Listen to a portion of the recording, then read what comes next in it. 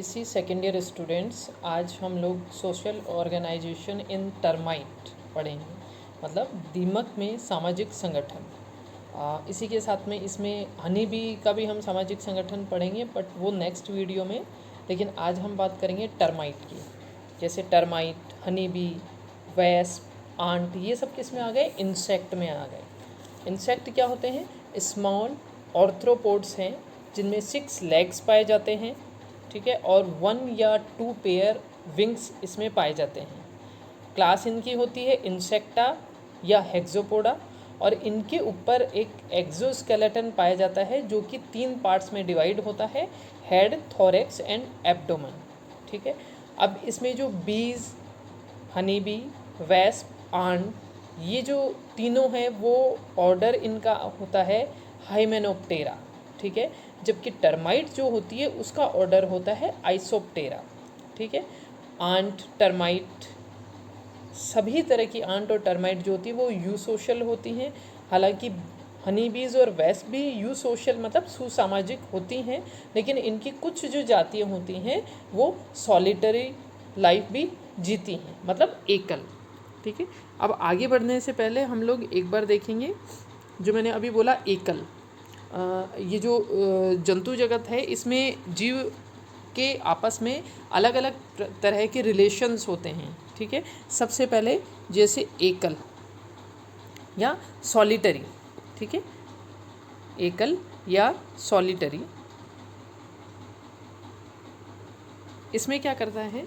इसमें जो जीव होते हैं वो अधिकतर अकेले रहना पसंद करते हैं, लेकिन वो रिप्रोडक्शन के लिए मतलब प्रजनन के लिए या तो स्थायी या फिर अस्थायी जोड़ा बनाते हैं, ठीक है। अब क्योंकि एक ही जाति के जो जंतु होते हैं उनकी आवश्यकताएं एक समान होती हैं, तो फिर उसमें कुछ समय बाद कंपटीशन स्टार्ट हो जाता है।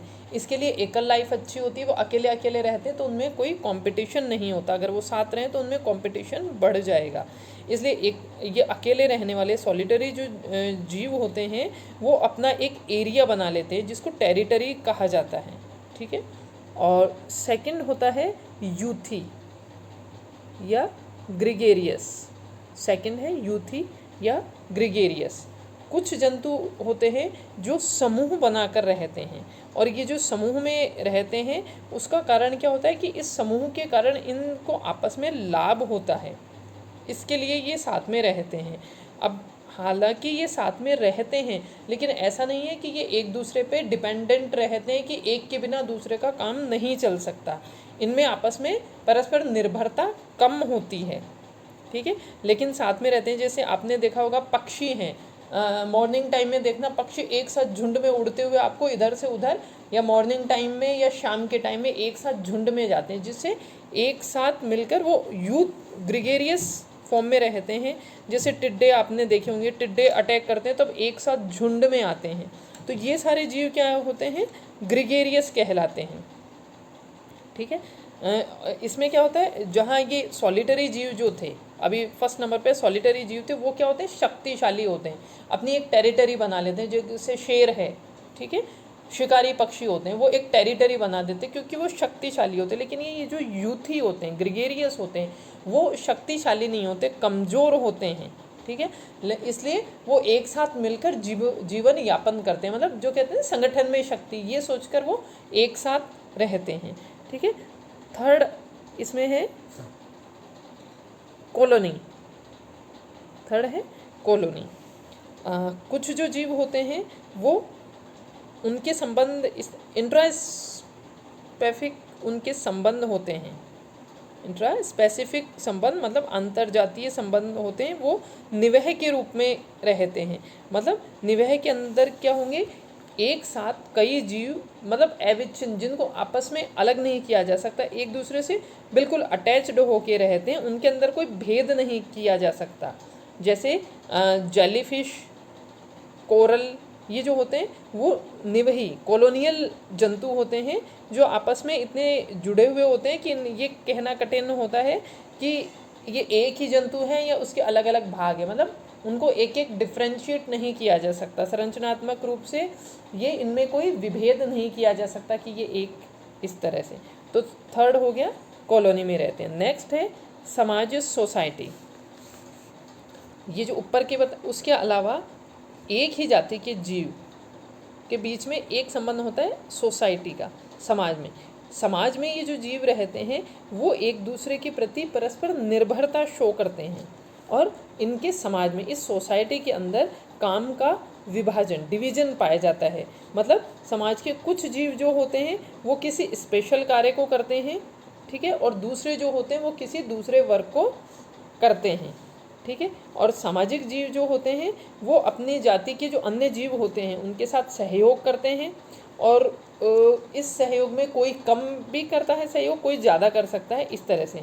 जैसे दीमक और मधुमक्खी का जो हम इस चैप्टर में पढ़ेंगे तो उनमें तो सहयोग इतना ज़्यादा होता है कि इसमें इनकी जाति के जो कुछ सदस्य होते हैं वो दूसरे जीव के लिए, मतलब जो इनमें क्वीन मेन होती है उसके लिए वो अपना रिप्रोडक्शन का भी त्याग कर देते हैं, प्रजनन त्याग कर देते हैं, और जो दूसरे अपने साथी होते हैं उनका हाथ बटाते हैं पूरी लाइफ। तो इनमें सहयोग इतना अधिक होता है टर्माइट में और हनी बी में, मधुमक्खी में, ठीक है।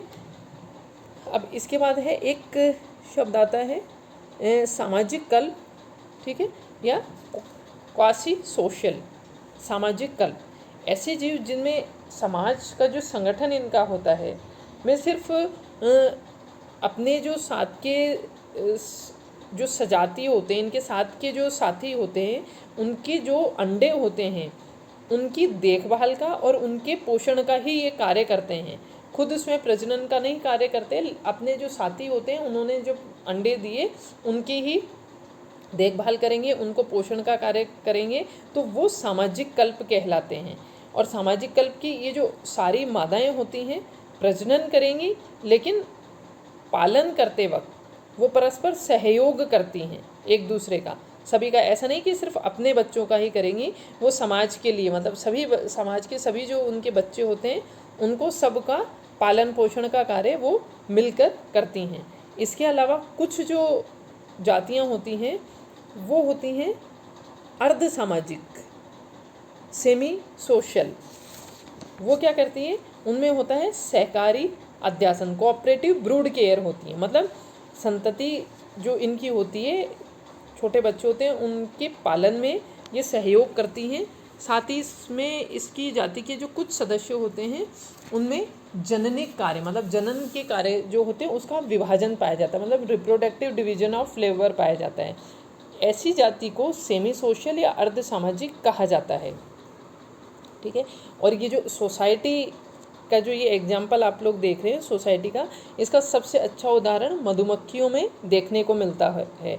तो ये जो ये सुसामाजिक प्राणी होते हैं यू सोशल, ठीक है। और सुसामाजिक जो प्राणी हैं यू सोशल, इनके मेन कैरेक्टर ये हैं, मेन कैरेक्टर हैं सहकारी अध्यासन, मतलब कोऑपरेटिव ब्रूड केयर, मतलब इंडिविजुअल्स जो होते हैं other than parents assist A raising for of spring, मतलब हर एक जो इनके समाज के जो सदस्य होते हैं वो अंडे देने वाले पेरेंट्स के अलावा वो उनको ऑफ स्प्रिंग जो इनके बच्चे होते हैं उनके पालन पोषण करने में जुट जाते हैं। मतलब पेरेंट्स इतना ध्यान नहीं देते, लेकिन वो जो साथ के इनके साथी हैं वो इनके जो बच्चे होते हैं उनको पालन पोषण का, उनको न्यूट्रिशन देने का, उनकी देखभाल करने का काम करते हैं। ये आता है सहकारी अध्यासन में। नेक्स्ट इसका गुण है जननिक कार्य विभाजन या रिप्रोडक्टिव डिवीजन ऑफ लेबर। इसमें क्या होता है, जननिक कार्य विभाजन, मतलब जैसे जो इनमें होती है रानी होती है, क्वीन होती है, वो जनन का कार्य करती है, और जो होती हैं वो जनन का कार्य नहीं करती और कुछ इनके साथ की होती है वो बंदे स्टेराइल हो जाती हैं और वो जनन का कार्य करना बंद कर देती है। ये मेन काम रिप्रोडक्शन का रानी का होता है। तो जननिक कार्य का इनमें विभाजन पाया जाता है। नेक्स्ट है इसमें पीढ़ी अतिव्यापन, ओवरलैपिंग बिटवीन जनरेशन, इसका मतलब ये होता है कि यहाँ पे इनकी सोसाइटी के अंदर मल्टीपल जनरेशन रहती है। मतलब एक साथ ऐसा नहीं है रानी उसके बाद एक जनरेशन पैदा हो गई, उसके बाद वो एडल्ट हो जाएगी और फिर उसके बाद नेक्स्ट जनरेशन आएगी, वो उसकी देखभाल करेगी और इस तरह जनरेशन बढ़ती जाएगी। तो इनकी जो एक सोसाइटी या एक इनका जो इनका सोसाइटी है उसके अंदर एक साथ 2 4 5 पीढ़ियाँ एक साथ पाई जा सकती हैं और वो एक साथ रहती हैं। और जो बड़े जो एडल्ट होते जाते हैं वो उनकी ऑफ स्प्रिंग जो उनके बच्चे होते हैं बच्चे होते हैं उनकी देखभाल करते हैं और अपने पेरेंट्स का हाथ बटाते हैं उन बच्चों की देखभाल करके। ये होता है ओवरलैपिंग बिटवीन जनरेशन, मतलब मल्टीपल जनरेशन एक साथ रहेगी और पेरेंट्स को हेल्प करेंगे। साथ के जो बड़े of spring older of spring होंगे वो अपने सिबलिंग्स को बड़े होने में अपने पेरेंट्स की हेल्प करते हैं। ये इनकी सोसाइटी में गुण पाया जाता है। अब नेक्स्ट आता है दीमक में सामाजिक संगठन। ठीक है, दीमक जो टर्माइट जो है या इसको वाइट आंट भी बोला जाता है टर्माइट को, ये एक सोशल इंसेक्ट है, आर्थ्रोपोडा संघ में आता है, वर्ग इसकी क्लास हो गई इंसेक्टा। ठीक है, और ऑर्डर इसका हो गया आइसोप्टेरा। ठीक है, और ये सबसे पहले 300 मिलियन ईयर एगो ये पहले एनिमल हैं जिनमें कॉलोनी में रहना स्टार्ट किया था। ठीक है, मतलब सोशल सिस्टम में रहना इन्होंने सबसे पहले स्टार्ट किया जो लगभग 300 मिलियन ईयर एगो था, जो कि हनी बी, आंट और ह्यूमन बींग्स इनसे बहुत अधिक पहले इन्होंने सोशल लाइफ जीना स्टार्ट कर दिया था। ठीक है, और इनमें क्या होता है, अधिकांश जातियां जो होती हैं उनके सभी सदस्य जो होते हैं जीवन के लिए जो आवश्यक सारे कार्य होते हैं उनको आपस में बंटवारा कर लिया जाता है और हर एक सदस्य किसी विशेष कार्य को पूर्ण करता है ना। और इस काम को करने के लिए इनकी जो शारीरिक बनावट होती है उनमें डिफरेंस आ जाता है, बनावट में अंतर होता है। तो इनकी जो आकारिकी होती है, मॉर्फोलॉजी होती है, उसके आधार पर इनको 4 कास्ट में बांटा गया है। ठीक है, 4 कास्ट में बांटा गया है। और ये जातियाँ इसमें 2 समूह पहले हैं, 2 समूह, एक तो जननक्षम जातियाँ फर्टाइल कास्ट और दूसरी है स्टेराइल कास्ट बंधे जातियाँ। 2 ग्रुप हैं इसके मेन और इसमें 4 जातियाँ हैं। ठीक है, तो जो सबसे पहले है जननक्षम जातियाँ। जननक्षम जातियाँ जो होती हैं वो रिप्रोडक्शन का काम करती है। समाज में इनकी संख्या बहुत कम होती है लेकिन इनकी इम्पोर्टेंस ही बहुत ज़्यादा होती है। और समाज में जो नए सदस्य पैदा होते हैं, ऑफ स्प्रिंग्स जो होती हैं, वो इन्हीं के द्वारा उत्पन्न किए जाते हैं। इनके 2 प्रकार होते हैं। सबसे पहले प्राथमिक प्रजनक, प्राइमरी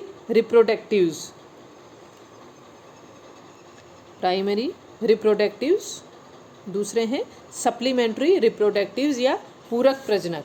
तो सबसे पहले जो प्राथमिक प्रजनक है उसमें क्या होता है, इसमें नर मादा जिसको किंग और क्वीन, राजा और रानी कहते हैं, और इसको बोला जाता है रॉयल कपल, रॉयल कपल, राजसी जोड़ा। ठीक है, ये जो राजा रानी होते हैं एक बिल में चींटी की तरह, चींटी से एक छोटे स्वरूप में ऐसे बाहर निकलते हैं। इनके ट्रांसपेरेंट पंख होते हैं, पारदर्शी पंख होते हैं जिनकी सहायता से ये उड़ सकते हैं। और इनके क्या होते हैं, पंख बड़े होते हैं। बड़े पंख होने के कारण इनको मैक्रोप्टेरस या दीर्घपंखी कहा जाता है। मैक्रोप्टेरस,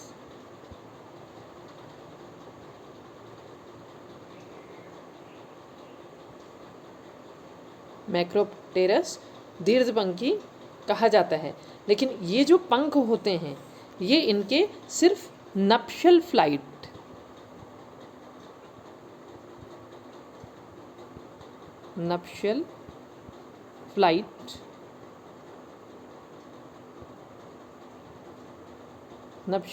मतलब कामद उड़ान के ही काम में आते हैं, फिर बाद में ये झड़ जाते हैं। और इनके सिर के ऊपर संयुक्त नेत्र होते हैं और रिप्रोडक्शन के बाद में ये जो राजा और रानी होते हैं, नर और मादा, ये एक अपनी अलग बस्ती बना लेते हैं। और इनमें जो फीमेल होती है वो एग लेइंग का काम करती है, अंड उत्पादन के लिए अनुकूलित होती है। जो फीमेल होती है उसका जो उदर होता है वो इसके शरीर की तुलना में बहुत गुना बढ़ जाता है, और ये कहीं भी मूवमेंट, गमन नहीं कर पाती। और इसके उदर की जो ये स्थिति है उसको शूनोदरता, फाइसोगेस्ट्री बोला जाता है। और ये एक रॉयल चैम्बर होता है। ये राजा रानी उस रॉयल चैम्बर में रहते हैं, रॉयल चैम्बर में, रॉयल चैम्बर के अंदर रहते हैं। और नर जो मेल होता है उसका मेन काम होता है फर्टिलाइजेशन,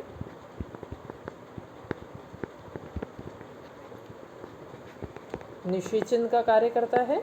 और जो फीमेल होती है एग लेइंग का काम करती है। और जो इनमें श्रमिक होते हैं वो इनको भोजन देते रहते हैं।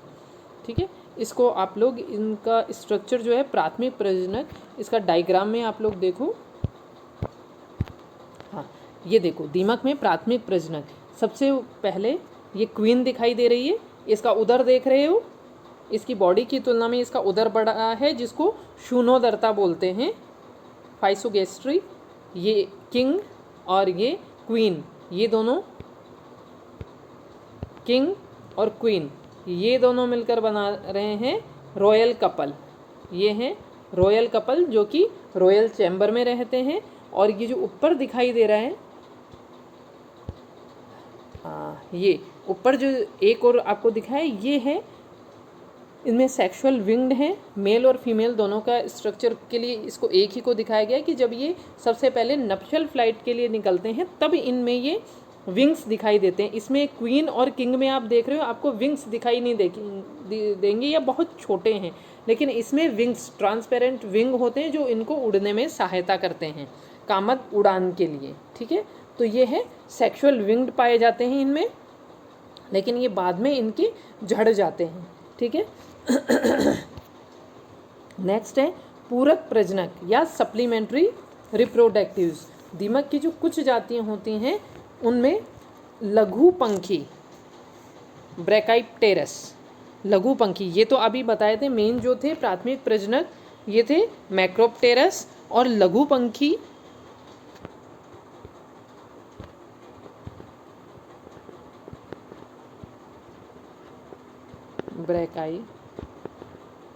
ब्रैकाइप्टेरस।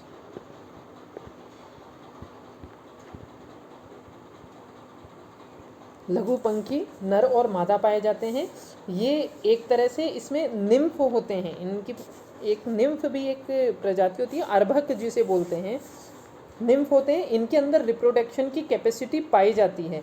और ये जो लघु पंखी सप्लीमेंट्री रिप्रोडक्टिव्स होते हैं, ये श्रमिकों को, सैनिकों को और दूसरे सप्लीमेंट्री रिप्रोडक्टिव्स को उत्पन्न कर सकते हैं। मतलब श्रमिक, सैनिक और अपने जैसे पूरक प्रजनक उत्पन्न कर सकते हैं, लेकिन किंग क्वीन नहीं उत्पन्न करेंगे। ठीक है, परंतु ऐसे जो प्रजनक होते हैं ये अपनी अलग से एक बस्ती नहीं बना सकते हैं। ये कब करते हैं? जब इनको आवश्यकता होती है अपनी जनरेशन बढ़ाने की, तब ये इस काम को करते हैं। ठीक है लेकिन अलग से अपनी कोई बस्ती नहीं बनाते हैं। ये जैसे किंग और क्वीन बनाते हैं वैसे ये नहीं बनाते हैं। पूरक प्रजनक को भी आप लोग डायग्राम में देख लो एक बार, ये सारे हैं इसमें एक साथ दिखाए गए। दीमक में सबसे पहले वर्कर ऊपर, और ये देखिए बीच में एग्स, यहाँ पे एग्स, एग के ऊपर ये निम्फ दिखाया गया है, निम्फ, और ये रिप्रोडक्टिव निम्फ है। ठीक है, विंग्स पैड एंटीना है। ये जो रिप्रोडक्टिव निम्फ है ये आवश्यकता पर, इनको ही ब्रैकाइप्टेरस कहते हैं, ये प्रजनन कर सकते हैं। ठीक है, और ये इसमें इधर लेफ्ट साइड में नेस्यूट दिखा रखे हैं जिसमें फ्रंटल रोस्ट्रम पाया जाता है, और इधर मैंडिबुलेटेड सोल्जर। ठीक है, ये इसके ये हैं अर्भक, श्रमिक, सैनिक और जनक अर्भक। ये इसके मेन अलग अलग क्लास इसकी इसमें शो की गई है। ठीक है, अब नेक्स्ट आता है ये हो गए प्राथमिक प्रजनक और पूरक प्रजनक। अब नेक्स्ट आती है बंध्य। ठीक है, बंध्य स्टेराइल कास्ट, स्टेराइल कास्ट, बंदे जातियाँ। जो ये जो रिप्रोडक्टिव फर्टाइल जो कास्ट होती है वो तो गहरे रंग की होती है और उन पे पंख और इनमें संयुक्त नेत्र, कंपाउंड नेत्र पाए जाते हैं। लेकिन जो ये जो स्टेराइल कास्ट होती है उनमें जनन की क्षमता नहीं पाई जाती और इनमें पंखों का भी अभाव होता है और जो संयुक्त नेत्र की जगह इनमें अवशेषी संयुक्त नेत्र, रेजिडुअल कंपाउंड आइज पाई जाती हैं और रंगहीन होते हैं। ये गहरे रंग के नहीं होते, रंगहीन होते हैं, इसलिए ये पीले और सफ़ेद दिखाई देते हैं। और इनकी जो बंधे जातियाँ होती हैं वो भी दो तरह की होती हैं। सबसे पहले तो वर्कर, श्रमिक, वर्कर श्रमिक। श्रमिक जो होते हैं, एक इनकी जो बस्ती होती है पूरी, उसका जो अधिकांश भाग होते हैं उसकी में श्रमिक ही पाए जाते हैं। और श्रमिक में एक तो संयुक्त नेत्र प्रेजेंट नहीं होते। इनका काम क्या होता है, उस पूरी बस्ती की सफाई करना, भोजन एकत्रित करना और बस्ती के जो अन्य सदस्य हैं उन तक भोजन को पहुंचाना और अंदर ही अंदर मार्ग बनाना, ये सब काम ये करते हैं। और श्रमिकों के अंदर नर और मादा दोनों ही पाए जाते हैं और ये डिप्लॉयड होते हैं। ठीक है, नेक्स्ट आता है सैनिक, सोल्जर। सोल्जर दीमकों में सैनिक भी दो तरह के पाए जाते हैं। सैनिक दो तरह के पाए जाते हैं, उनका कार्य उस बस्ती की रक्षा करना होता है। ये जो सैनिक होते हैं वो भी डिप्लॉयड, द्विगणित होते हैं और इनमें वही स्टेराइल नर और मादा दोनों, मतलब बंधे नर और मादा दोनों पाए जाते हैं। ये दो तरह के होते हैं, चिबुकी सैनिक मतलब मैंडिबुलेटेड, ये मैंडिबुलेटेड सोल्जर, चिबुकी सैनिक और तुंड सैनिक, नेस्यूट सोल्जर्स। ठीक है, चिबुकी सैनिक जो होते हैं मैंडिबुलेटेड, ये इनके अंदर मैंडिबल जो होता है वो बहुत सुविकसित होता है और ये युद्ध का काम करते हैं। और जो दूसरे ये नेस्यूट सोल्जर या तुंड सैनिक होते हैं, इनके जबड़े जो होते हैं वो छोटे अवशेषी होते हैं। जैसे मैंडिबुलेटेड में सुविकसित होते हैं, जबकि इसमें जबड़े जो हैं छोटे और अवशेषी हैं, लेकिन इनमें आगे की तरफ तुंड पाया जाता है, मतलब रोस्ट्रम, रोस्ट्रम पाया जाता है। जो आप लोग डायग्राम में एक बार फिर देखो, ये रोस्ट्रम, ये नेस्यूट देख रहे हो, इसमें रोस्ट्रम पाया जाता है इसमें। ठीक है, इसमें मैंडिबल, ये देख रहे हो लेफ्ट साइड में नेस्यूट फ्रंटल, और ये भी एक डायग्राम है, पहले आप ये देखो, नेस्यूट के अंदर फ्रंटल रोस्ट्रम दिखाई दे रहा है और ये मैंडिबुलेटेड सोल्जर में मैंडिबल दिखाई दे रहे हैं। ये क्या करते हैं, ये अपनी बस्ती की रक्षा करते हैं और इनका जो सिर होता है, ये फ्रंटल रोस्ट्रम जो दिखाई दे रहा है नेस्यूट, इनके ये अपने विशाल सिर से इनका जो प्रवेश द्वार होता है, एंट्री होती है, उसको बंद कर लेते हैं और अपने जबड़ों से ये शत्रु को काटते हैं। इसके अलावा इनके अंदर एक फ्रंटल ग्लैंड होती है, ललाट ग्रंथि होती है, जिससे ये जहरीले, प्रतिकर्षी, रिपेलेंट और चिपचिपे पदार्थ स्रावित करते हैं, जो कि इनके शत्रुओं को इनकी बस्ती से दूर रखते हैं। और बस्ती के अंदर ऐसे सोल्जर की संख्या 10 से लेकर 15 तक हो सकती है। ठीक है, तो इस तरह से इनकी प्रमुख 4 जातियाँ के अलावा, प्रमुख जो 4 जातियाँ उनके अलावा इनकी बस्ती में अंडे और इनकी शैशव अवस्थाएं, शिशु अवस्थाएं भी पाई जाती हैं। इस तरह एक ही जाति के, मतलब एक सोसाइटी में जो अलग अलग ये भिन्न भिन्न रूप इनके पाए जाते हैं, इसको बोला जाता है पॉलीमॉर्फिज्म। ये इसमें एक साथ सारे दिखाए गए, तो एक ही पूरी सोसाइटी में ये अलग अलग कास्ट जब पाई जाती हैं इनकी, तो ये क्या कहलाती हैं, बहुरूपता, पॉलीमॉर्फिज्म।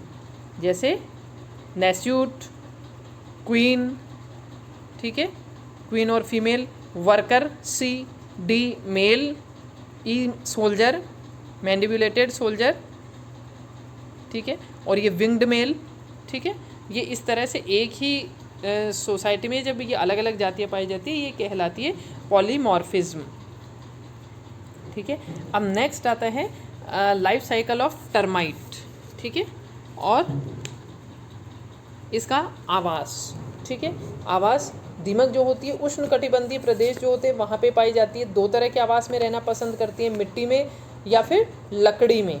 तो मिट्टी में या तो ज़मीन में पाई जाने वाली दीमक जो होती है नीड नेस्ट बना लेती है, ज़मीन के नीचे बनाती है, जबकि कुछ जातियाँ होती हैं ज़मीन के ऊपर वल्मिक बोलते हैं या दीमक ग्रह बना लेती हैं, ठीक है। और जो लकड़ी में पाई जाने वाली जातियाँ होती हैं वो जो पेड़ों के तने और शाखाएं होती हैं उनके अंदर अपना नीड बना लेती हैं, नेस्ट, ठीक है। अब है लाइफ साइकिल। लाइफ साइकिल में क्या होता है, सबसे पहले एक बस्ती के जो राजा रानी होते हैं वो एक विशेष ऋतु, जैसे मौसम का जो वर्षा का ऋतु होता है उस समय इनके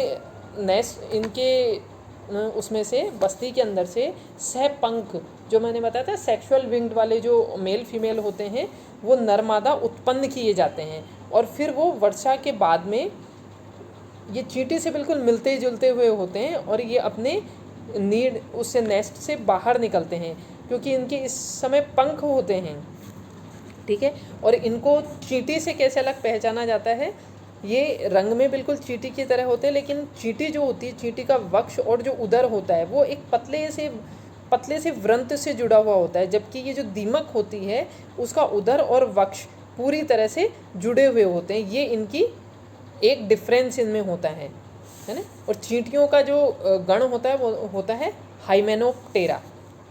चींटी का आंट का गण है ऑर्डर हाइमेनोप्टेरा।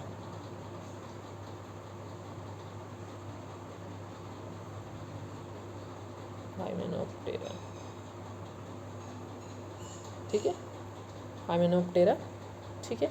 और अब ये क्या करते हैं, ये जो नर और मादा निकलते हैं, बिल से निकलने की ये जो घटना होती है इनकी वो कहलाती है स्वार्मिंग।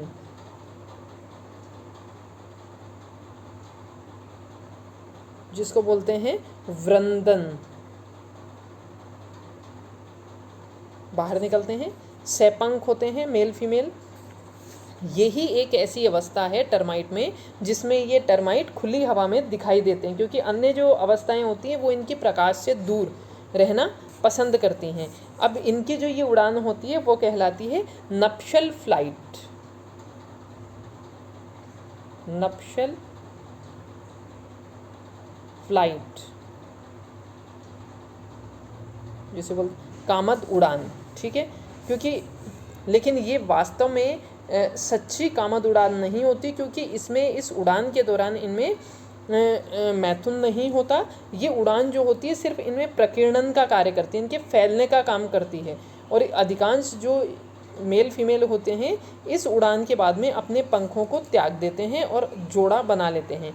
जब भी बारिश होती है तब आपने देखा होगा बहुत सारे कीड़े मकोड़े हमारे बाहर आ जाते हैं लाइट के पास, और जब मॉर्निंग में आप लोग देखोगे तो पंख अलग कर करके वो कहीं इधर उधर चले जाते हैं। लेकिन इसमें अधिकांश जो होते हैं वो पंख तोड़ने के बाद जो छिपकलियाँ, मेंढक, पक्षी वगैरह होते हैं वो इनको खा जाते हैं। बहुत कम होते हैं इनमें जो जोड़ा बना लेते हैं और आगे अपनी लाइफ को सरवाइव कर पाते हैं। अब जोड़ा बनाने के बाद ये जो नर और मादा होते हैं वो एक बिल बनाते हैं और उसमें अंडे देते हैं, और फिर उन अंडों की देखभाल जो होती है वो देखभाल और इनका जो पालन होता है वो यही नर और मादा करते हैं। और पहली पीढ़ी जैसे ही एडल्ट वयस्क होती है वैसे ही ये जो नर और मादा होते हैं वो अंडोत्पादन के अलावा, मतलब एग लेइंग के अलावा, ये सारे काम छोड़ देते हैं। और जो बस्ती के अन्य सदस्य होते हैं, है ना, जो पहली पीढ़ी के श्रमिक होते हैं वो सारे कार्यभार को संभाल लेते हैं, ठीक है। तो इस तरह से ये जो पहली पीढ़ी के प्रजनकों से ये अलग, यहीं से सामाजिक जीवन की शुरुआत हो जाती है, ठीक है। और इसमें राजा रानी जो होते हैं वो लगातार प्रजनन करते हैं और श्रमिक और सैनिकों को उत्पन्न करते रहते हैं। लेकिन ये जो सैपंखी सदस्य तभी उत्पन्न करते हैं जब बस्ती को सदस्य संख्या पर्याप्त हो जाती है कि हो गई, अब दूसरी बस्ती बसाने की इनको ज़रूरत है, तब ये सैपंख नर मादा पैदा किए जाते हैं जिससे वो उड़कर दूसरी जगह जाएं और अपना नया नीड बनाएं। इसमें कुछ जातियां जो होती हैं 1 मिनट में 60 और पर डे 2000 से 3000 तक अंडे दे सकती है। और ये जो रॉयल कपल होता है उनकी एज 50 से लेके 50 वर्ष तक भी हो सकती है। और एक जो बस्ती होती है इसमें इनके 15,000 से लेके 5 लाख तक भी सदस्य हो सकते हैं। और इनकी जो बस्ती में जो श्रमिक, सिपाही और ये जो जननक्षम सदस्य होते हैं ये सब फेरामोन्स के द्वारा नियंत्रित होते हैं। रानी जो होती है, रानी के द्वारा उत्पन्न अंडे जो होते हैं उनको श्रमिक जो होते हैं विशेष जो इनके अंड कक्ष होते हैं उनमें ले जाते हैं और ले जाने के बाद 7 दिन बाद ये स्फुटित हो जाते हैं और श्रमिक इनका लालन पालन करते हैं और ये 4 से 10 तक इनमें इंस्टार बनते हैं। उसके बाद जैसे फर्स्ट इंस्टार, सेकंड, ऐसे 10 तक इंस्टार बन के फिर इसमें एडल्ट उत्पन्न होते हैं।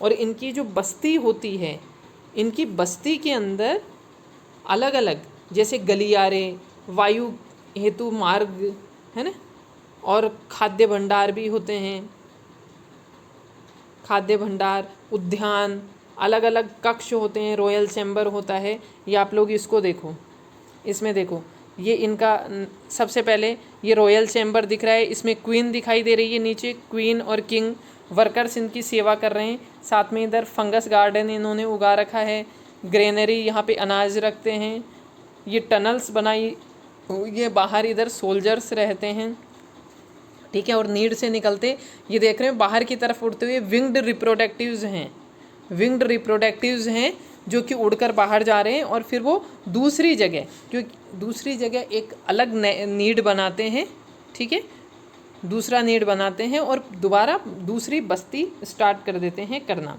ठीक है।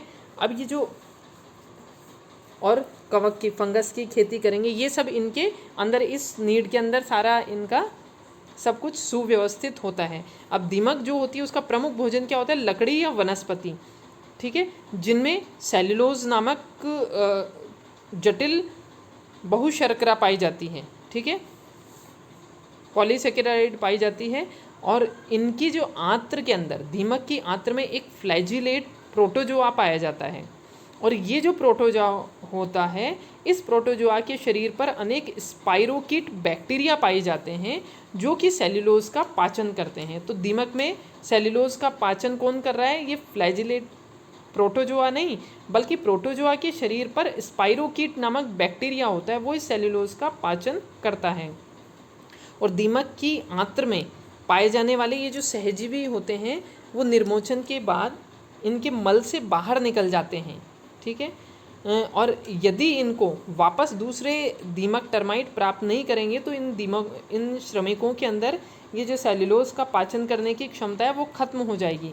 तो क्या किया जाता है, एक दीमक के द्वारा जो मल त्याग किया गया उसको अन्य जो श्रमिक होते हैं वो उस मल को खा लेते हैं, जिससे दीमक के में ये जो सहजीवी होता है, ये प्रोटोजोआ, ये वापस दूसरे दीमकों को संक्रमित कर देता है, ठीक है। तो इस तरह से ये इनमें ये सहजीवी जो जीवाणु है ये हमेशा पाया जाता है जो उनके सेल्यूलोज के पाचन में इनकी हेल्प करता है। एक थे एडवर्ड ओ विल्सन, उन्होंने ये बताया कि इनमें इनका जो सहजीवन है प्रोटोजोआ के साथ में, वो ही दीमकों के अंदर सामाजिक जीवन के शुरुआत के लिए जिम्मेदार है, ठीक है, ये प्रोटोजोआ। क्योंकि एकल जीवन की तुलना में सामाजिक जीवन में जो सहजीवी को मल से पुनः प्राप्त करने की संभावना जो होती है वो अधिक हो जाती है। अगर वो अलग अलग रहेंगे तो पता नहीं कहाँ मल विसर्जन करेंगे तो दूसरे श्रमिक को मिल पाए या नहीं।